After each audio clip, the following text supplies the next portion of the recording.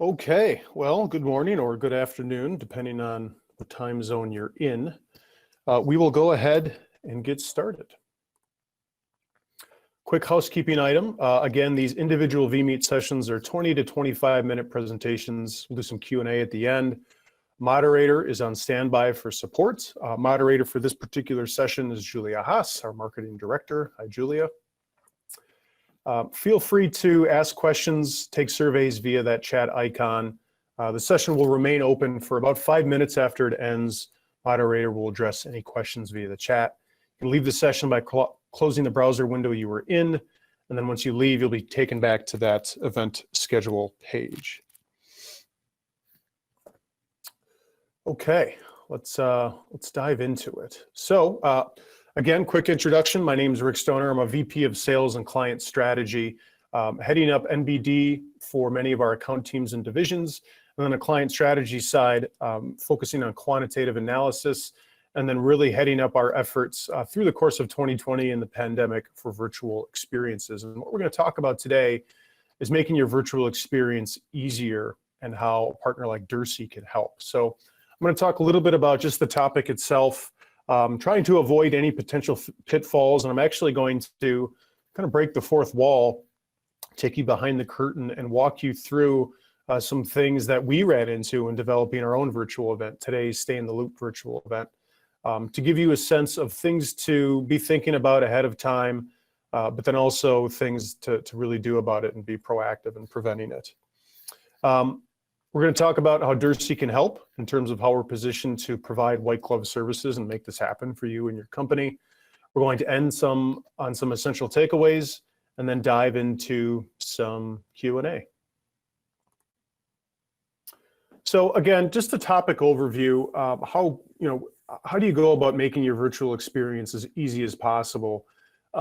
With this Infinity Loop platform that we're really looking to challenge and drive home to our clients and prospects, it really depends on the product, right? So the Infinity mapping is really just a 4 8-hour workshops session meant to be a collaborative effort, whereas the live stream event, you're in one right now, that can take 6, 8, 10 weeks plus to develop. Virtual environments, virtual journeys, a very heavy digital development component involved there in terms of it's similar to maybe almost acting like developing a website. Then, as we work our way through the Infinity graphic, we're also looking into the return to live events. And so Derse's role in terms of how we might do a hub and spoke event where you're doing something that is live to maybe 5 or 10 people, but then broadcasted digitally or virtually to many groups of others, virtual briefing centers, whether it's the virtual component or the in real life component of smaller numbers, pop-up events, mobile, which is what Andy and I discussed on the last session prior to this, eventually to the return to safe exhibits. You're likely already familiar with Derse on the live component of it, right? It's the virtual component that we're looking to really bridge the two together and get back to face-to-face in a responsible and hybrid strategy approach. So one thing that we wanted to share that we thought could just be very pragmatic and easily understandable for everybody is sharing with you potential pitfalls if you go about planning a virtual event, a virtual environment, a virtual journey. And first things first, we're going to talk through internet browser capability. So you may have seen in our invitation process the last couple of weeks, we really emphasized using the right browser. The most dominant kind of latest and greatest internet browsers are Google Chrome, Mozilla Firefox. For those of you on Mac, Safari is essentially your only choice. But many people still use Microsoft browsers. Right now, their latest browser is Microsoft Edge. Before that, it was Internet Explorer. Now, you look at this number, what we're looking at here is browser market share in North America as of last month. And you might say, well, only 4 to 5% of the entire continent is using Microsoft browsers, let alone Internet Explorer in and of itself. Why would I really need to worry about that? It's a couple things. Number one, we have clients that are looking to take their national sales meeting virtual, and attendees could be in the 10 to 20 to 30,000. Well, if you take 2 to 4% of that large of a number, then you're kind of talking about a real technical support issue that you want to get out in front of. So some things that we did, not only with internal stakeholders, but with you as well, and you kind of saw it in the FAQ page, in the email invitations, is really emphasize the right browser. Whether it's Chrome, whether it's Safari, whether it's Firefox, this platform works best on those browsers. To tell you the truth, Microsoft Edge is just fine. And even the latest versions of Internet Explorer are fine. But believe it or not, depending on any corporation's IT protocols, they may have maybe a dated version of Internet Explorer. You can never really anticipate, how up to date someone might be in their browser capabilities. So certainly something to think of. Another helpful way to think through, like, is this really a problem for your particular organization, is taking a look at your Google Analytics. So every company has a website, every product has a web page. Google Analytics should be built into that. Talk to your digital department and see, okay, which browsers and in what percentages are our website visitors using? And that should kind of give you a sneak peek into something that you should be planning ahead of to avoid any technical support issues. Again, just a quick look at the things that we did in terms of building it into the platform. On our registration page, you really couldn't ignore it. We put it in bold font there, right? Do not use Microsoft Internet Explorer to join the event. Again, some of the latest Internet Explorer platforms worked fine, but it was the other ones that we were having trouble with. We had a browser test, have it be its own page. So I imagine some of you took that just to make sure everything was on the up and up. And then we addressed it in our FAQ tab as well. Another potential pitfall in terms of just things to be thinking about as you build a virtual experience is bandwidth needs. And this really has a budget and cost component to it. To learn more about specifics in terms of maybe dollars per attendee ballparks, be sure to join Joe Oakland's session, What Drives Virtual Event Cost? And that's at 12:05 Central on the tactical track. But I did want to sneak peek the issue itself. In general, the more attendees you have logging into that virtual experience, the more bandwidth you'll have to pay a third party to make sure everyone can log in. And things like internet resolution and buffering and audio and VoIP, voice over internet protocol, are all working as designed. That is a hard fixed cost that would go to a vendor like Amazon Web Services or a Microsoft, and it's cloud-based. So we've talked to rather large organizations that still might be using bandwidth that is local. Maybe it's not necessarily cloud-based. What we're encouraging clients to think about is, essentially on your invitation list, if you anticipate a 70 to 80% acceptance and invitation and login rate, which is extremely high, but again, planning for, hoping for the best, planning for the worst, that kind of allots you the bandwidth you'll need so that you will not run into any bandwidth issues come your virtual event. And really in the last 3 months, especially on the event and exhibit side, many of you may experienced an event where you're trying to log in and you can't get in because there's just capacity requirements.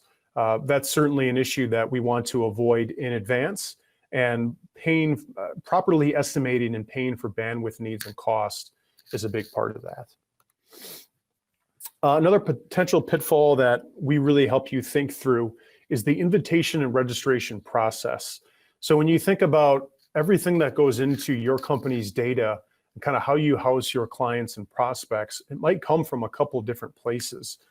This is just a quick screenshot of the invitation that you received from us to log in today.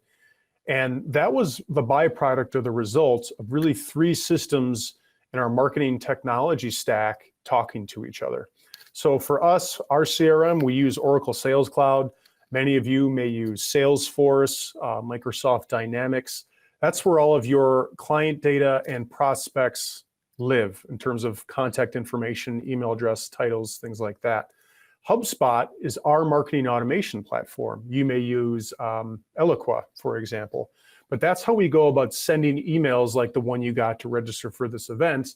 And that allows us to see click-through rates, who is registering from the email.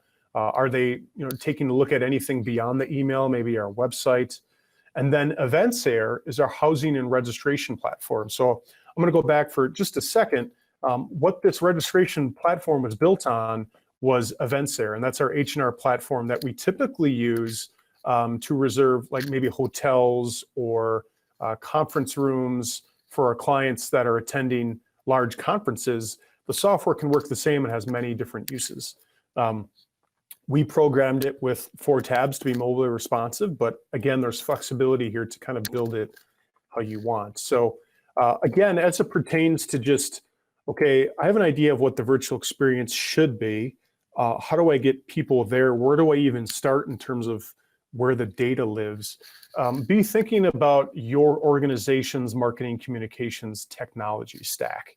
So what I have up on the screen here is really 3 places where it could live. And we have clients and prospects that are all over the spectrum of readiness in terms of what we're looking at here. In other words, we have clients that don't even have a CRM system. Maybe they're a smaller company.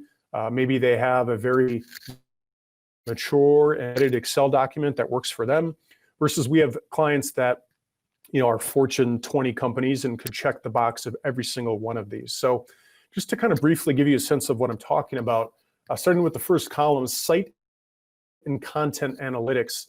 This kind of, again, references what you're looking to do on the digital side of things in your company or your product's websites. Content and site visitors, audience demographics, engagement metrics, micro conversions, a lot of those things you can find within Google Analytics, and that'll give you a sense of kind of what you're looking to do there.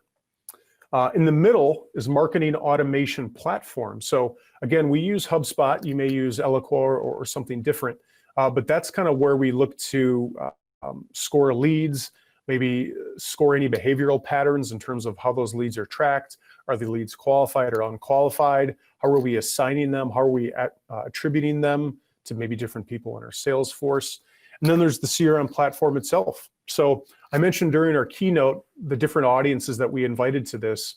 For Derse to invite our clients, for Derse to invite our prospects and whether they were qualified or not, and then to work with a trade media partner in Exhibitor Magazine and inviting really anyone that was planning on going to that show in March. Those were all different systems talking to each other, uploading different lists, and kind of how that all goes into invitations is a pretty arduous process that needs to be organized and kind of well thought through and planned in advance. The last thing I'll say here is it comes down to API keys. In other words, that's the technical thing that allows different software systems to talk to each other so that we can all get to one result, which in this case was inviting thousands of people to our Stay in the Loop virtual event. And then one of the last things I'll touch on in terms of potential pitfalls is just industry and company tech savviness. This may seem like a simple or a given, but certainly not something to take for granted. What you're seeing on the left is just a quick look at the current US workforce numbers by generation. And it may very well look different for your company. 2% traditionalist, at that point, it's probably someone that is in their upper 60s and 70s, probably very much in a mature decision-making, perhaps senior or the senior leadership position in the company. So while they may not be a digital native to some of the experiences within virtual experiences, they certainly carry an influential and loud voice, right? So thinking through how you might train your traditionalists, your baby boomers, versus a Gen X versus millennials and Gen Z, where they either came to age with digital or they're digital natives itself, and all of this is kind of its old hat, it's second nature.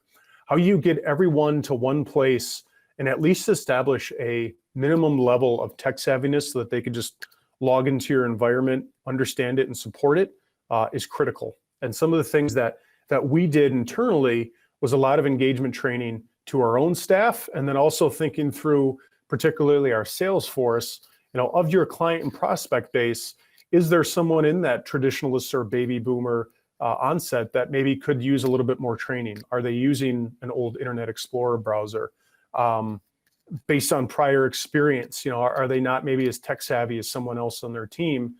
If everyone's at home logging in and they're essentially on their own, aside from maybe any tech support, what can we do to make sure that they know what the expectations are, the directions are clear, they can log in and have a positive experience?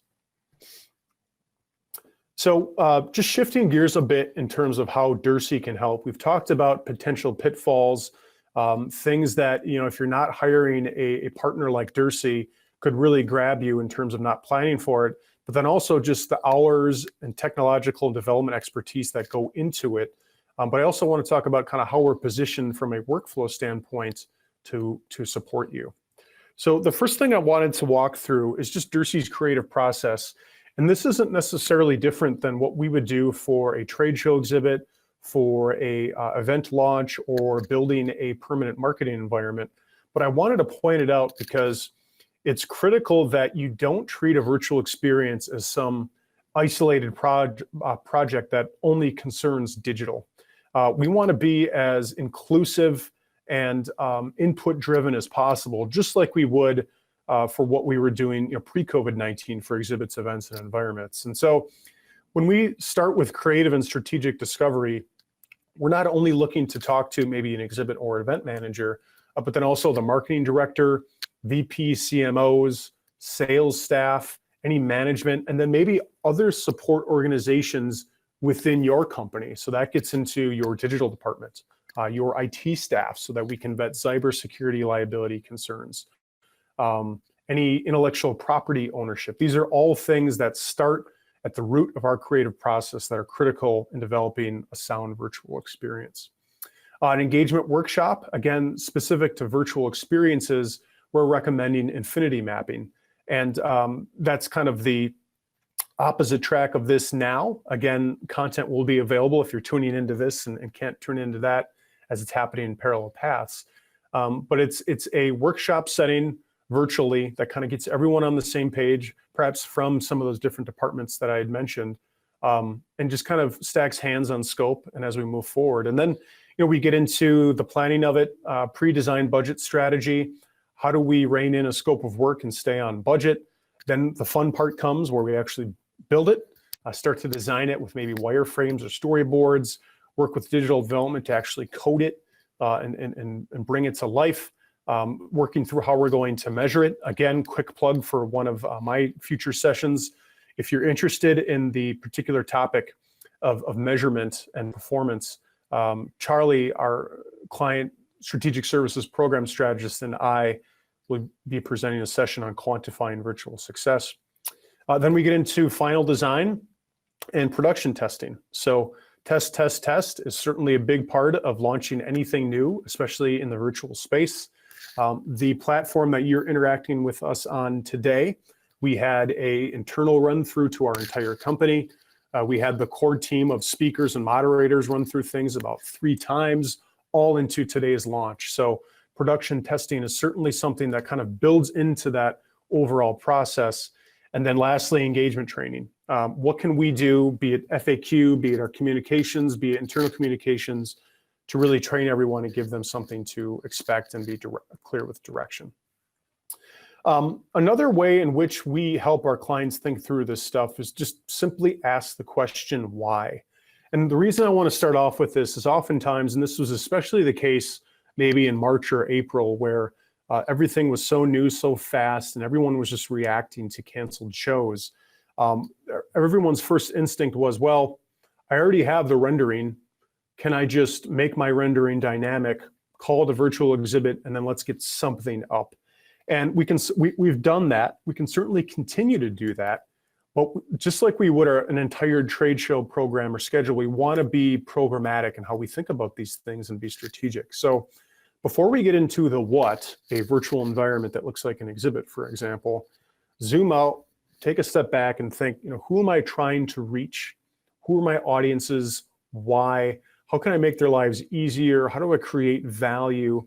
Answering some of these questions before we get into the particular tactic could really help us kind of think through the right solution for your audiences. What's the demand for some of these things? How do I create demand for my virtual experiences? What are the assets that we already have? and 5 then minute how do you warning. go about delivering them? 5 minute warning. Yeah, Yep. all good. Thanks, Julia. Just a couple more slides before we dive into some Q&A. How we help and kind of how we're positioned to help. Number one, proven history. We've been doing face-to-face for an awfully long time. We've been doing virtual exhibits prior to really COVID-19. And obviously now it's taken an entirely new focus. So with it really being our only viable option as events start to slowly come back, know that we've done these things before and you could trust our credibility, precedent, and history. For clients that are dialing in, obviously we take a lot of pride in digging into our clients' business and the relationships that we have with you and your audiences. Our experts and partnership network, whether it's live stream events, whether it's development side of things. What we hope you'll see today, and really what you saw in Adam and I's keynote, is our vision to these things. So again, it's not necessarily we're going to build a bunch of tactical software tools. It's thinking through what is one part large in part of a larger, broader strategy, and then just working together. One of the big things that you had put in your registration process of like, what do you miss about face-to-face? It's been the collaboration. We might not be able to do it face-to-face now, but working together allows us to do that virtually. So again, as we get into Q&A, just be thinking about all the different options you can do, whether it's virtual now, Q3, Q4, maybe even to Q1, and then that slow return into Q1, Q2 for live events and what you can do there with a partner like us. I'll wrap with some takeaways and then we'll get into some Q&A. So first things first, the devil is in the technical details. One little thing, a password, a CRM glitch, it could really create a domino effect of a poor experience. So think as the attendee and really plan ahead. Think of your virtual project as an experience, requires discipline experts beyond just digital, your executive management, your creative, your sales, your marketing teams. All ages welcome, requires education, training, and awareness. So again, just be thinking about different levels of tech savviness within your audiences. And then the last thing I'll touch on here, virtual experiences are not less work than their in real life predecessors. You're obviously not traveling, but in terms of the planning that goes into it is just as much as, and if you're new to this, maybe you're not necessarily in the tech space and haven't done anything like this before, it's that adds a layer of kind of complexity because you're not really referring to something you've done before. So again, my contact information, rstoner@derse.com. Any one-on-one questions specific to how Derse can help, happy to answer them. Quick plug for the next session before we get to a Q&A or two. Planning for a show that may not happen, that's with myself. We've had clients ask us, hey, I haven't heard from my show or association, like what are the things I should be planning for? And then Karina, one of our producers, will talk about everything that goes into registering prior to the event. Quick housekeeping item. Again, you'll leave this session, you'll go back into your event schedule, and then log into your next VMe. So thank you for your time. And Julia, why don't you go ahead and maybe tackle a question or two? Yeah, anyone can text me or chat me in the chat function for questions. Right now we don't have any, but I did have one that came in earlier. And the question was, how do you collect leads in a virtual experience? Using the different platforms that you have. We certainly thought about this quite a bit in planning this one. So I thought I'd give you that question that was submitted earlier. Yeah, absolutely. And for those, you may have remembered in the registration process too, we asked, what are you looking to learn today? Leads certainly came through. So you may have seen this in the Massimo example, but what we're looking to do is within the experience, we want to program a data point in which you can enter lead gathering information. So we have it in one way in terms of, you have to respond to the email and input your name, title, company, email. That's one way, but within the virtual experience, collecting that same information as well is certainly part and parcel to how you go about collecting leads within the virtual experience, not just the registration process. We probably have time for one more that I got, which was, what is the average production time for a virtual experience? Yeah, common question that comes up, especially for organizations that are new to virtual experiences. So you may have heard me mention the rule of thumb of 8 weeks. whether it's a virtual live stream event, which is what we're doing now, whether it's a virtual environment, kind of doing things above and beyond the exhibit rendering that you have, a virtual journey. 8 weeks is kind of the rule of thumb. Adam mentioned there are things that we've turned around in maybe 4 weeks, 5 weeks, not to be recommended, but certainly understandable that it happens, right? So I would say 8 weeks is kind of the benchmark. And for larger virtual live stream events where you're talking about 10,000 plus attendees, and not just maybe 3 hours of content, but 2 days of content, not just a couple speakers, but 10 speakers, I'll be thinking maybe in the 8 to 12 week plus range. All right, that's all I've got. Good, good. Well, it looks like we're at time. Again, we'll take a 5-minute break before the next session. Feel free to reach out to me with any one-on-one questions. Thanks everyone for your time, and I will see you in the next session. Thank you.